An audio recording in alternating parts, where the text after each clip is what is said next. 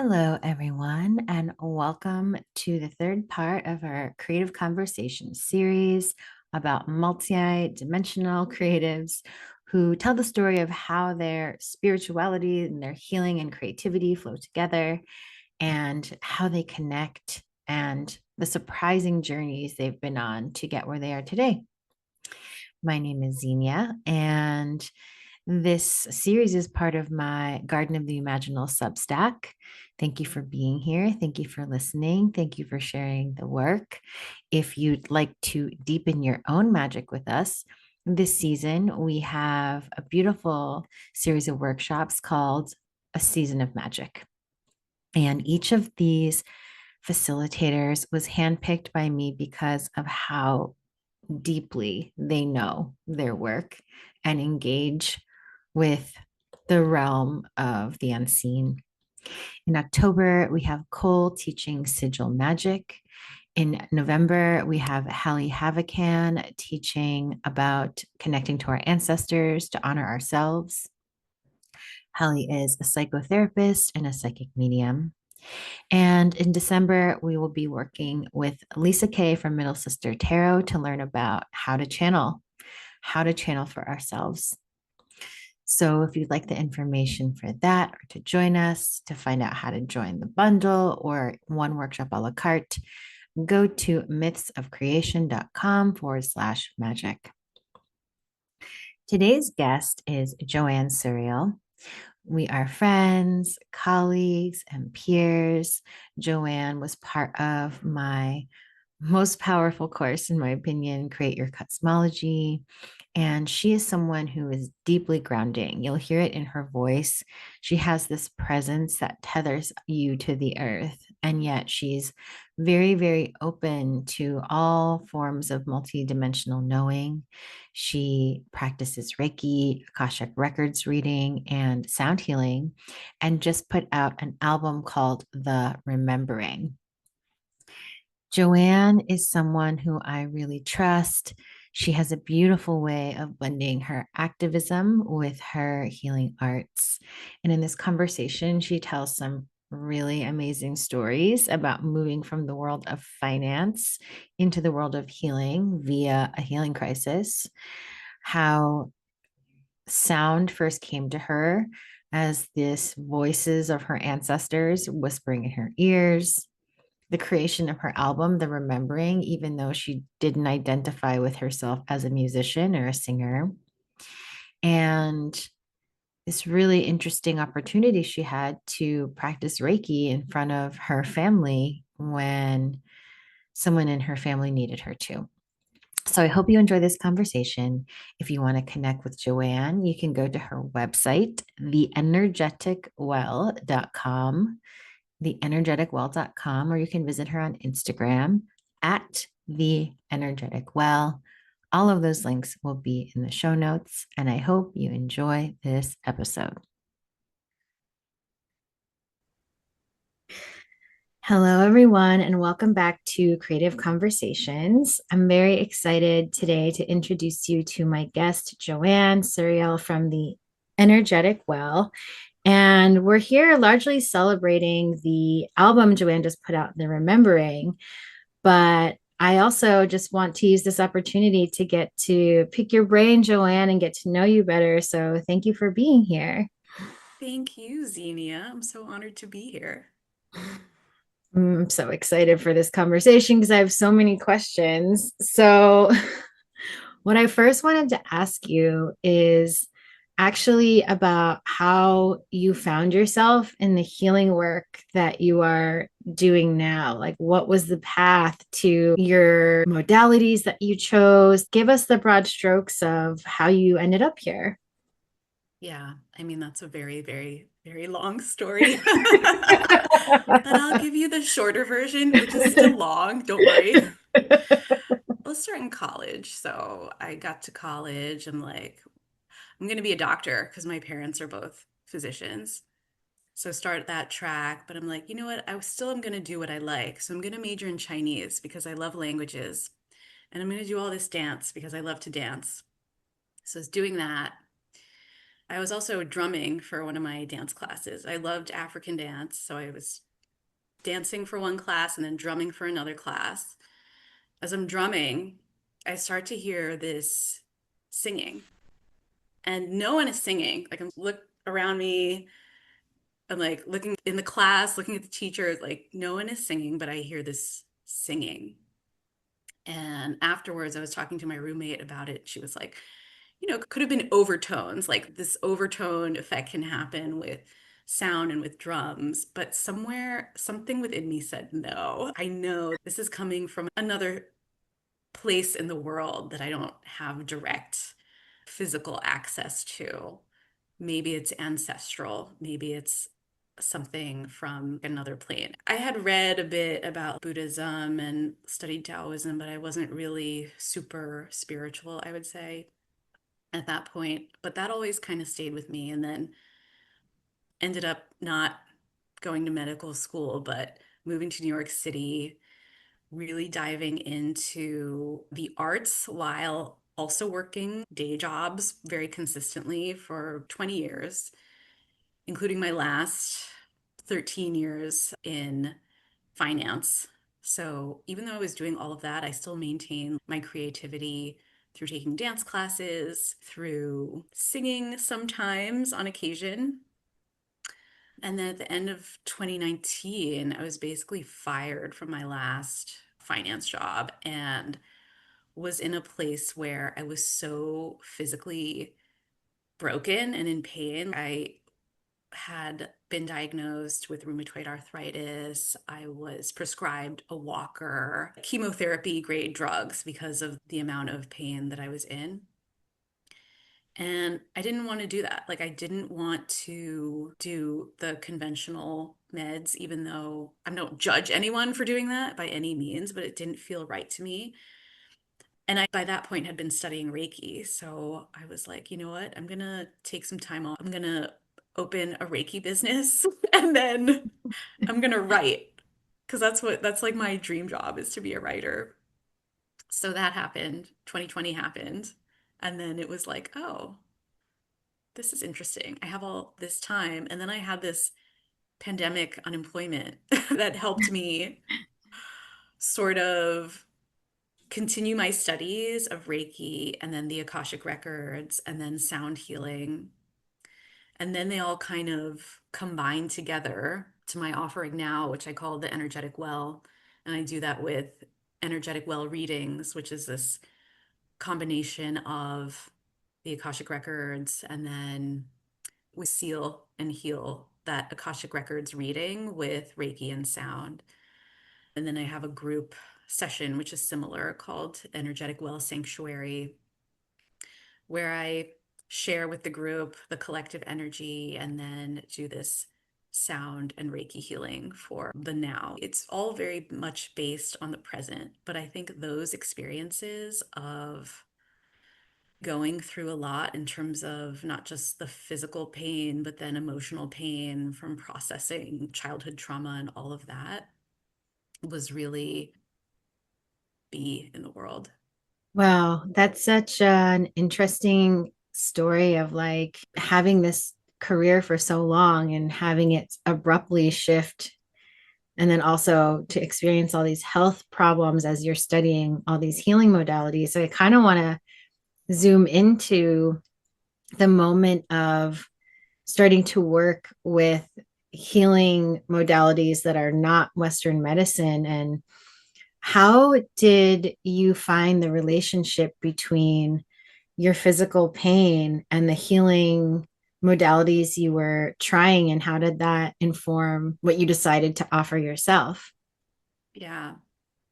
I mean, it's so interesting coming from a family where there's so many physicians. But at the same time, my parents are both immigrants. My mother is from the Philippines, my dad's from the Dominican Republic, and my mom especially was always into plants and vegetables and eating your medicine, Mm. basically, and not being so aggressive with like pharmaceutical type medication. But that paired with my parents are also very devout Catholics. So growing up, going to church every Sunday and seeing that kind of devotion to spirit in a way was also very influential. So when I got to the point where I was in my own crisis, and that crisis also was actually a separate crisis because I had a crisis before that where I was experiencing multiple miscarriages, and something within me said Reiki. I don't know what it was. I really don't remember how I first heard about Reiki or if there was a person. I don't think any specific person recommended it to me. I just had this awareness of this practice and then Mm. knew that I had to seek someone out. So I sought someone out in my neighborhood. I had one session with her, and I remember it being very gentle, but then also very powerful. I probably fell asleep because I was so relaxed. And then I remember kind of talking to her afterwards. And then I don't know the exact timing of it, but it wasn't much long after that that I became pregnant with my daughter and had an amazing pregnancy, amazing birth. And then maybe like about 3 to 6 months after that, the physical pain started coming back like really, really strong. So then I was like, I need to go back to Reiki. So I started receiving Reiki myself pretty regularly. Then my practitioner said, and I was seeing a different practitioner at this point, but he said, I'm going to be teaching in a few weeks. Why don't you take the class and then you can learn how to do Reiki on yourself? So I was like, oh, yeah, why don't I do that? I'll save some money, right? I can do it myself. So I took that class. Actually, my mom took it with me, which Oh, is so interesting and really healing. And so after that, I started really believing, even though I don't think you need to have any kind of faith in order to have Reiki work for you. But there was one experience in particular where my uncle was in the hospital with a very late stage cancer and was passing away, basically. And my parents were there, and my mom said, why don't you do some Reiki on your uncle? I wasn't practicing at all. I had just had this Reiki 1 training, but I did a bit of Reiki on him, and he was not coherent. Like when I saw him, he was pretty much just asleep the whole time. But I started doing a few minutes of Reiki on him, not even hands on, just hovering. And he woke up and started talking and was coherent. My aunts and uncles like ran in. It was like a movie, basically. They were able to have like their last conversations with him before he passed. And after that, I was kind of like, oh, all right, it's not just me, it's the energy. And that led me to diving deeper into the Akashic records and sound. Once you kind of like go down one path, like another one opens, and then another one, and then another one. And it feels like you're going on this outward journey, but it really is so much of an internal journey. yeah. It's interesting, this story, and I'm so glad that story came up because it's just one of those things where this really significant thing happened in a very private context of your life. Sometimes we forget these things happened or so few people witness that. But I was wondering if there was any pushback. I mean, you're already answering this question, but was there pushback when you wanted to enter this career more professionally from friends, from family, from your partner, like maybe even internal pushback? Maybe I shouldn't do this. What was that experience like for you? Oh, yeah. I mean, totally. It's so weird. It's so weird. You could say you want to be like a professional thief or something. People would accept that more than an energy healer. But I think because I had already been on the path for a while, and even with me, there was that internal resistance of labeling myself. Oh, I'm just trying this out for a little while, or I'm just doing Reiki, like pigeonholing it or keeping it Mm. safe within this Reiki container, whereas in actuality, there's so much more happening. That was definitely a journey and definitely an exercise in, okay, some people really don't want to know what I do. Like some people in the family want to know what I do, but then like some people really don't, and that's okay. They're on their own journey.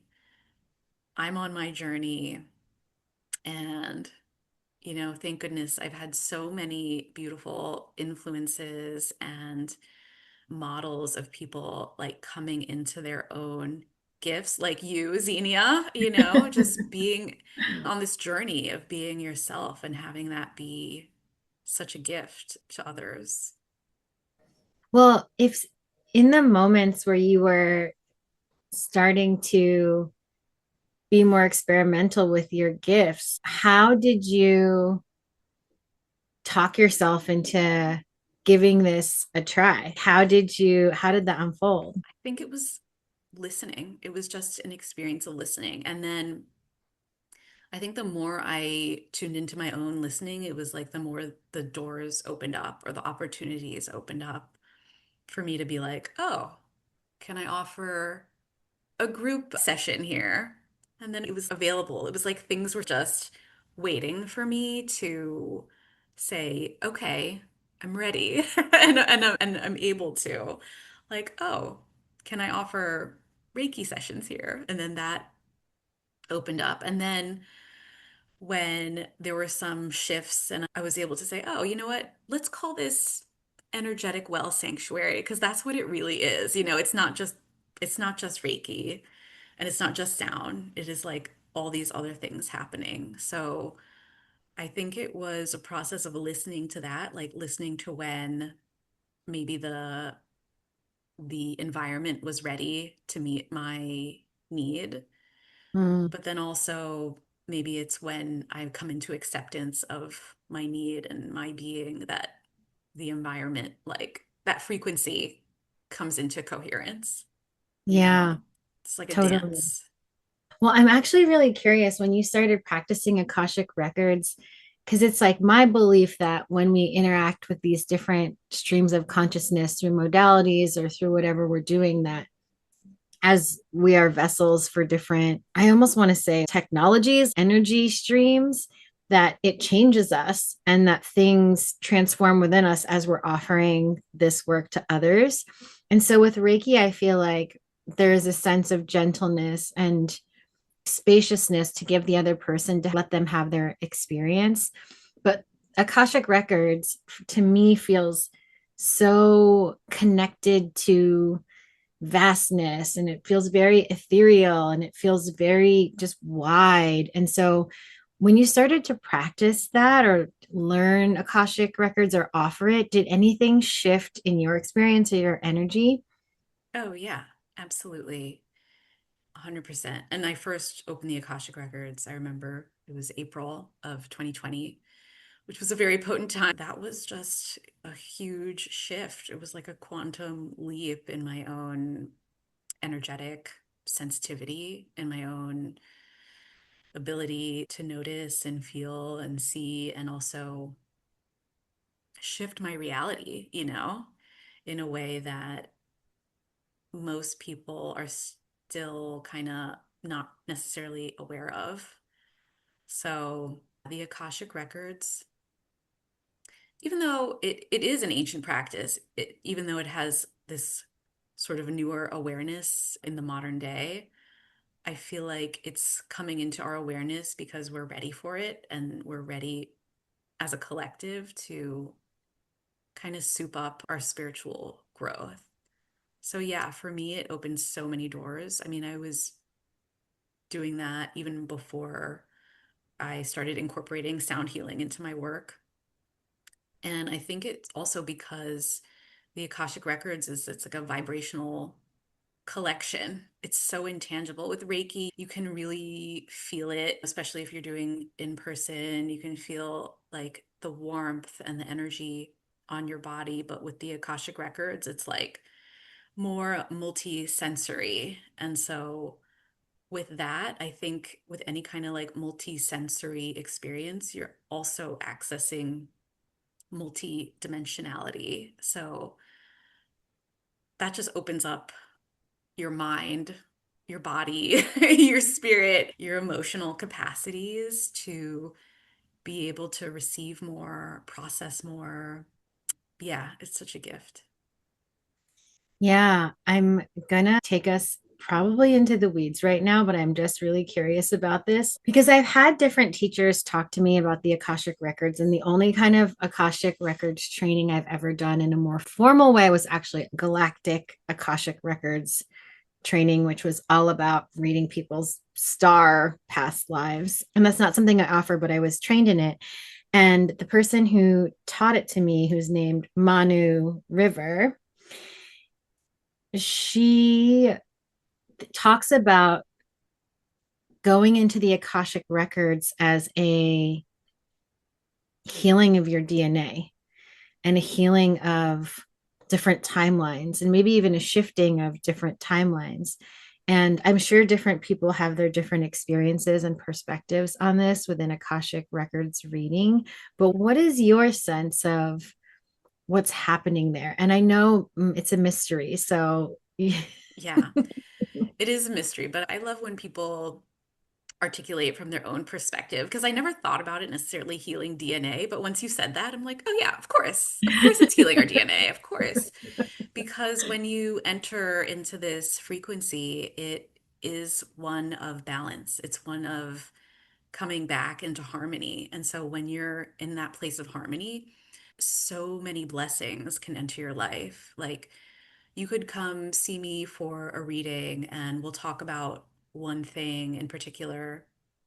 And then afterwards, your life can shift in a totally different area of your life because everything is connected, everything is related. We are all one throughout our physical bodies, but then throughout our energetic bodies. We're so connected. So I haven't studied galactic, specifically Akashic records, but even that word, it makes sense because we're all connected throughout the universe. So yeah, I think it's definitely something that can open doors of alignment, maybe in ways that you'll never notice in this lifetime. yeah, it's interesting how you talk about it as a frequency, like a space of vibration, because that's what sews a lot of what you do together is this understanding that everything is a vibrational experience. And how did you end up bringing sound into your work? You just said it was sort of the last thing to come into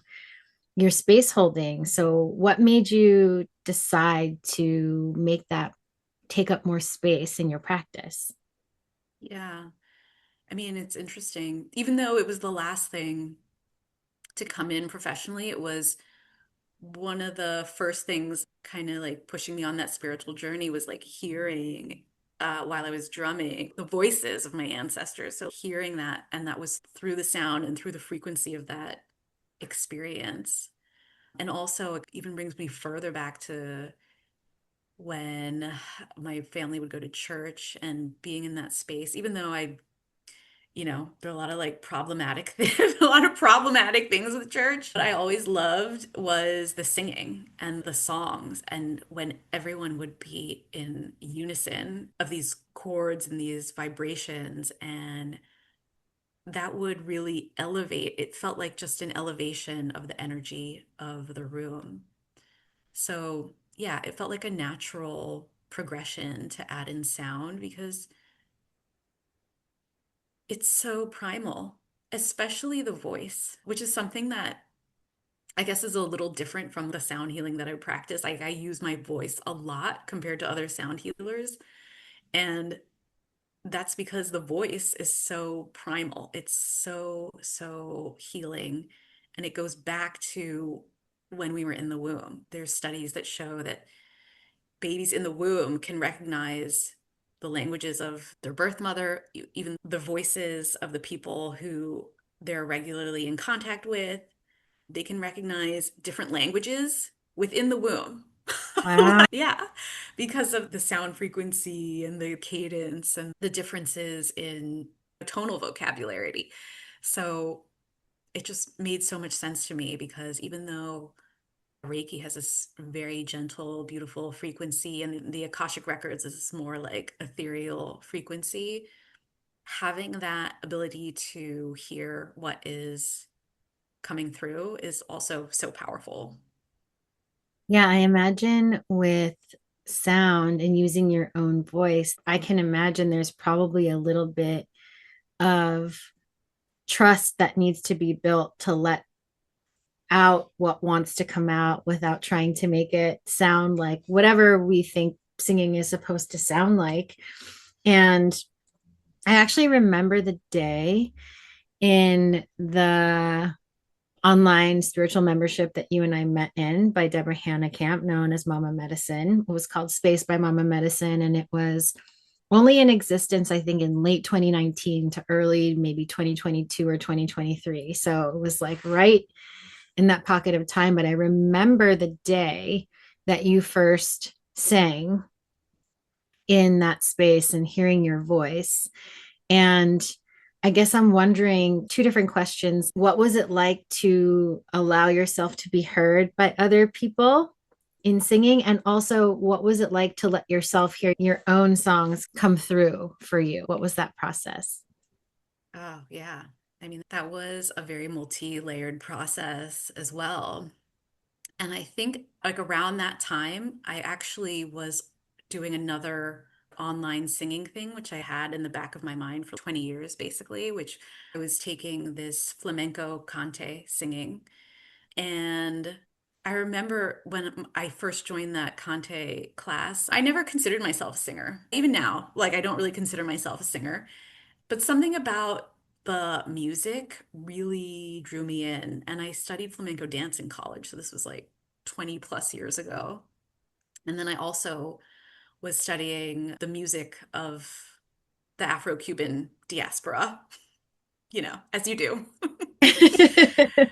So those songs from the Afro-Cuban diaspora, and I think that was probably the first song I sang in space. Mm-hmm. These are songs of the Orishas. They were channeled through like maybe around 6 centuries ago in West Africa, now known as Nigeria, came through the Middle Passage to the Americas, where they landed and were integrated into the people there. And then in my early 20s, I was studying this Afro-Cuban dance and song. And the songs were just so, so powerful, even though I still don't speak Yoruba. And this is an ancient language too. So it's not necessarily like equating to modern day. But the frequency of those songs was so healing for me. And then it kind of went away after I was like in this corporate world and then getting into all of that. And it started coming back around that time of 2020. And so when I started taking the virtual singing class for Kante, I was like, kind of in my Sagittarian mode, also just like, I'm just gonna sing. I'm just gonna sing. So what if I sound like crap? Like it's okay. So I kind of had that beginner's mindset where I'm just like, I'm gonna sing. If I'm horrible, whatever, it'll be fine.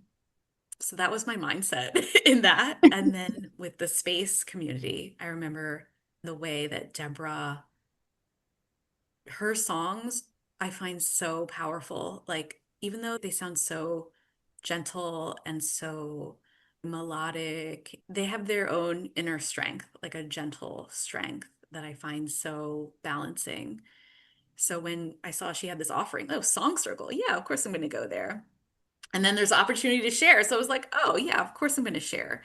Even though I'm not a good singer, I'm not a career singer or anything like that, but she made it very clear that this is a space of healing and it's not about performing. It's really about self-healing ultimately. So I was like, I have to share a song. I'm going to share a song for Yemaya because Yemaya is the Orisha of the waters, the oceans, and that I feel like was the beginning of this whole journey into incorporating more of the voice into my work. Yeah, so this brings us to now because you've just released this album, The Remembering, and it has original songs. It also has some, I believe, the traditional Yoruba songs. Is that correct? Actually, no, I didn't for this. Oh, It didn't feel. like it wanted to be present on this album. But Okay. yeah, there's one song of the Taboli people of the southern Mindanao region of the Philippines. That's the first song called La Okay. Muna. And then there's another song called There's a Little Wheel, and that is from the African American tradition. And then the third traditional song is The Earth, the Air, the Fire, the Water. And that is, I call it from the Sacred Unknown Coven because we don't know who wrote it, but it was definitely a witch. Wow, I didn't realize that about the Tivoli people in the Philippines. That's so amazing. I had no idea. So, with the process of the album, tell us a little bit about this kernel of the seed of wanting to do it. I mean, this is probably a big question, but then like understanding how to feel into what songs want to be here, and then also writing your own songs. Yeah. I think the kernel started with this Space by Mama Medicine community and hearing Deborah's songs, hearing your songs too, Xenia, to be honest. I mean, what was it like for you, I think, to share your songs in space? Because for me, it was very kind of like, oh, I'm just going to share and not have any expectations. It surprises a lot of people that know me more from my professional life and not in my personal life. I'm a pretty shy person, especially in groups of people. So it took me maybe months to decide that I was actually going to sing. I would sweat the whole time waiting, trying to decide if I wanted to do it. But similar to you, since I was a kid, and I think a lot of kids have this from my observation, I've been hearing fully formed songs come through my ears that in my mind, I'm like, oh, I'm making up this song. But these are like fully formed songs with different parts. And I think that being in that space and that energy and hearing other people's voices was so stimulating to the part of me that could receive that song. So those songs started to get really kind of loud. And eventually something just broke. And I was like, okay, I'm just going to sing. But similar to you, like once I made the decision, it was just like, I'm already doing it. Like what's Yeah. there to think about? I can't worry now. It's too Yeah. late. Yeah. It's so interesting because once you kind of get over that initial hump, you're kind of like, all right, I know the worst that can happen and it's okay. Like the worst thing that could happen is actually not that bad. It's not that bad. So right now I'm running this group called Inner Sanctum, and it's like a kind of gentle take on a seasonal membership. But part of the reason I wanted to create that space is because I could see how powerful it is to show yourself in a small contained group of people you trust, like how that can echo in your life in ways you could never imagine years down the line. And I think being seen in that space and being there led by Deborah and all of the members was a life-changing experience. I think for both of us. Yeah, 1,000%. And I'm so grateful for you for having that courage to share your voice because witnessing you and I think you were one of the only ones who like consistently at first that I noticed were showing up with your own songs. Even though Deborah had her songs and people would share her songs and people would share beautiful songs, but it was like Deborah writes these songs and Xenia writes songs, and Xenia is not a professional musician from what I know. Then I was kind of like, maybe I can write a song. And then in, I think it was 2022, my first song came through in the shower, of course. And it was like, oh, okay, this is a song. And I like recorded it on my voice notes and then I shared it in space. And then another song came up and then I shared it in space. And then people started messaging me like, wow, like your song really helped me, even to the point where someone was like, your song helped me neutralize a panic attack, basically. And I was like, wow, okay. I didn't realize that's the impact that this work could have. And people started asking, oh, when are you going to record? Are you going to record something? And I was like, I don't know. And then I was talking to my friend Stephanie Pereira Lima, and this is another thing of the universe being like, oh, here, this is ready for you. I was talking to Stephanie, and it was like, people are like, I would love to have a recording of your song. And she said, Oh, you should talk to my husband, Nico. We just built a recording studio in our basement. I was like, Oh, okay. So I talked to Nico and we're like, All right, let's record some songs. So we recorded some songs and then recorded a few more. And then I think it was around the time when I started your course, Create Your Cosmology, where I was kind of like, I remember asking Nico, I was like, how many songs do you need for an album? He was like, I don't know, like 10. So I said, let's do 10. Like, all right. And that was me really just listening because it felt like this needed to be a collection of works in an album. Nothing wrong with putting out a song here and a song there, but it felt like from what I was feeling, this needed to be an album. And so it really was just being more tuned in and more willing to accept the spirit of this work. Mm, wow, that's amazing, especially about the recording studio and that coming through and hearing people respond to your work in real time when you don't put very much pressure on it or expectation and they just get to experience it and organically share with you how it impacts them. Like I work with so many creative people and I feel like because of the way we're educated, we want to know the plan so well. We want to not share things until we know how they're going to impact people or until we know the form they're going to take. And it's just really cool to hear your story of you having the courage to show up in spaces to let people have experiences with your work and then the work having a life of its own and being like, well, life's going to bring me this opportunity to show me what this wants to be. And I just kind of have to feel yes or no and show up and do it. And there's an interesting question coming up for me now, which is a lot about being a parent. And I don't have kids, but both my sisters do. And I love working with kids and I relate to them.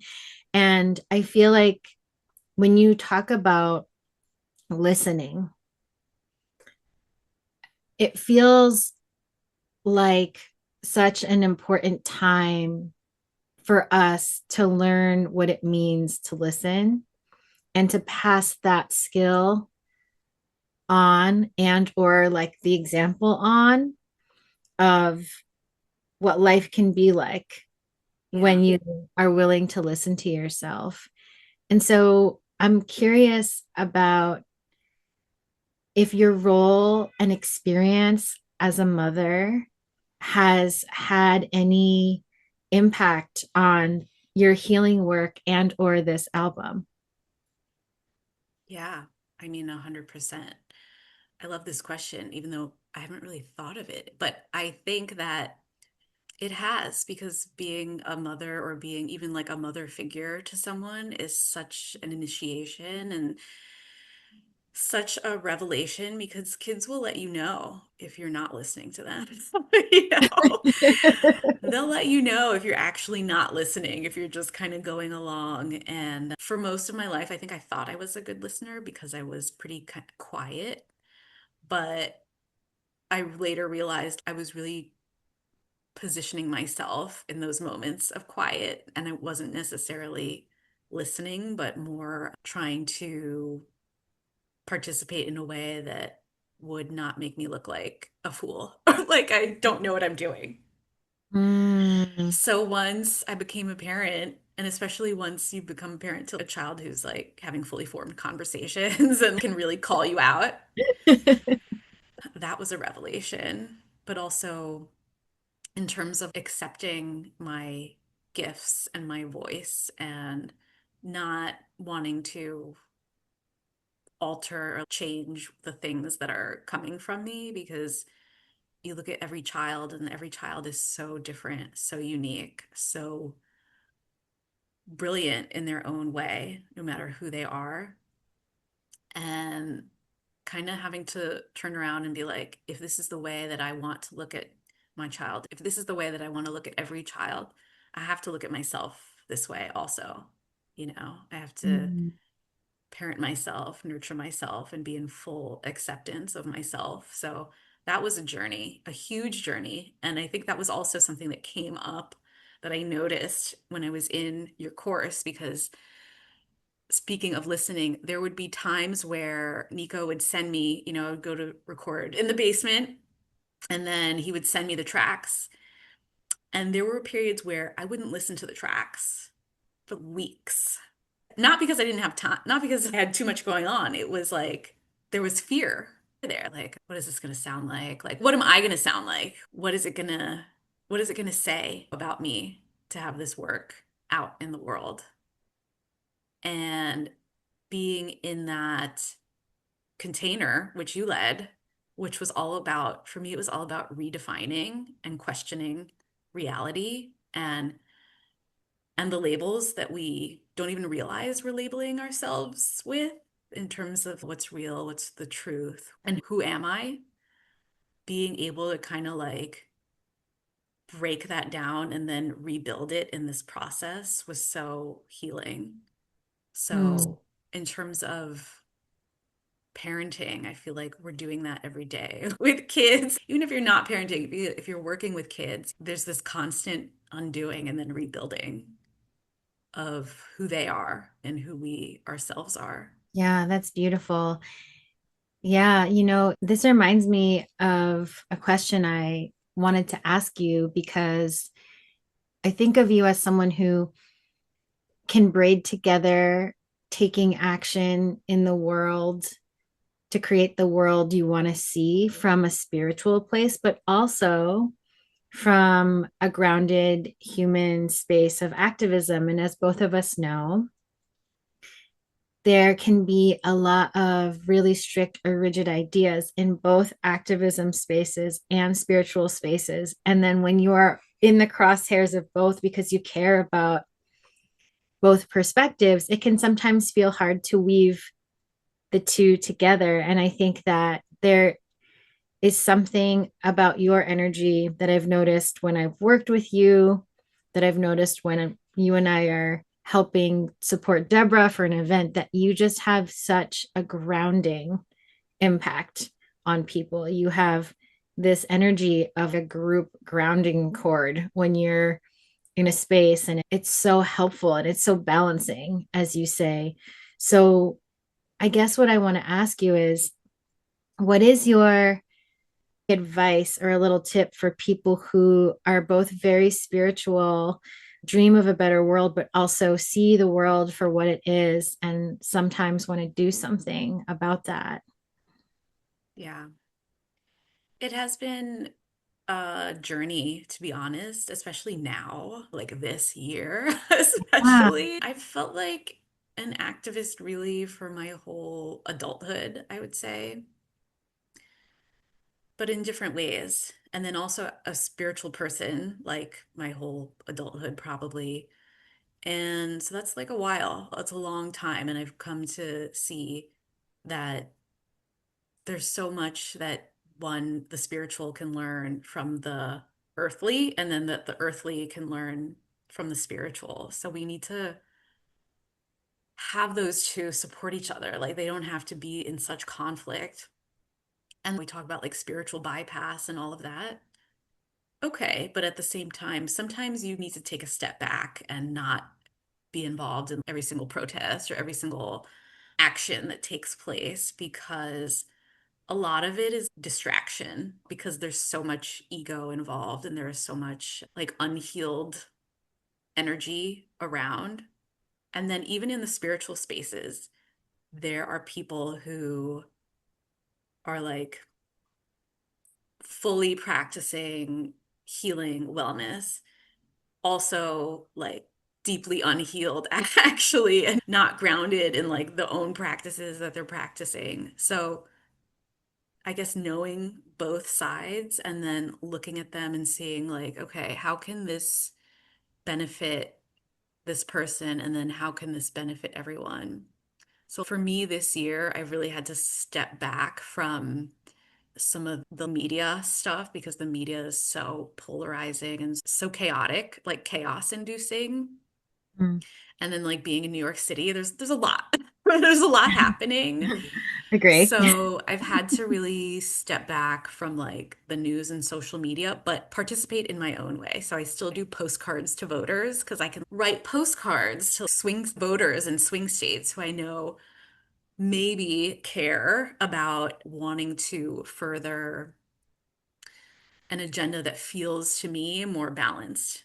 And maybe it doesn't feel more balanced to other people, but I'm going to honor that I feel that this political process is part of the world that we live in. And I'm not going to stay out in the Akash. I love the Akash. Like, we're all connected. So I don't think they're separate at all. They don't need to be separate at all. So the political process, the spiritual process can intertwine. And for me to be a part of that in a way that feels authentic and right is something I'm still trying to figure out. Like I had an election night sound meditation, and for me, that was what I needed really, because back in November, which feels like decades ago, was something that I needed to help ground myself and also send out a frequency of love and harmony, no matter what the outcome of this event was. And I think even though there's so much chaos, so much division, and like intentional fear mongering, the spiritual among us need to continue to promote love and peace and harmony, because when that frequency enters into the frequency of fear, that's what helps to neutralize that earthly destruction. So I think the Mm. spiritual feeds the physical. And it goes both ways, to be honest. But for me, in honoring my own gifts, I feel like right now I need to focus more on the spiritual, but then continue my practices of one, participating in voting, because like most adults actually don't vote.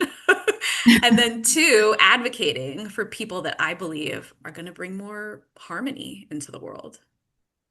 Yeah.